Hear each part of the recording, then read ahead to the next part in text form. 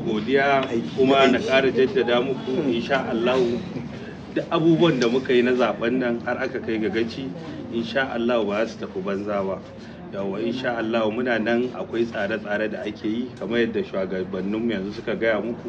na tsari wanda muke yi na taimakon mutane insha Allah kuma muna kan wannan.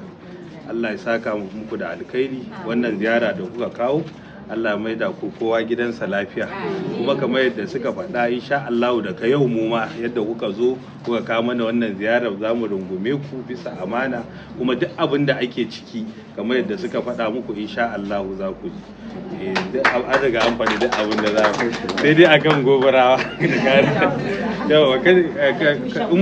in ba ku manta ba kowancan karan da ya sanata maganar da yake yi shine shi lokal gamban 16 gare sa har da gobarawa duk abin da aka je aka yi wata lokal gamban saboda yawan ƙuri'a gobarawa sai an yi wa gobarawa ko an yi wa dala sai an mata to wannan abin fa bai canza ba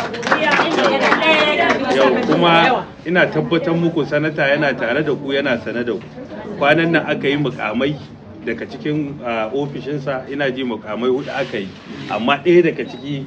dan dala ne yawa nura mai karfi dala to kun gani wannan duk yana nunawa ne yana ana yi da ku ana yi da yan dala kuma mu muna sane da ku mun san duk a nan na san mutane da yawa na san fuskokinsu mun sha zama duk na san yawa so kuma muna nan da ku a ranmu kuma insha Allah duk abin da ya taho a ƙara haƙuri duk abin da ya zo insha Allah za mu taɓa ku muna da tsare-tsare kala-kala muna da tsari na mata muna da tsari na asibiti na makaranta kamar yadda kuka ga an fara yi haka na lafiya da abubuwa da dama burjik insha Allah kowa a yi haƙuri kowa zai tarar da rabansa insha Allah abinda muke so nan gaba insha Allah in kai ba kai ba wani zai kasance ka kawo an yi wa wani insha Allah ko kuma waɗanda kuka sa suka yi wannan abin waɗanda suke kasan guda musu ne man priority din mu yanzu ya kasance duk abin da ya taho kun tsaya musu kun zama wakilansu an zo an tabbatar wannan abin an kai shi ƙasa al'umma su amfana wannan shine wannan priority din mu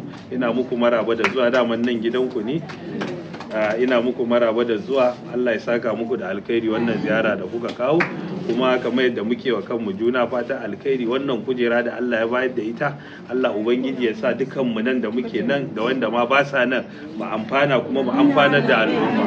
wannan shine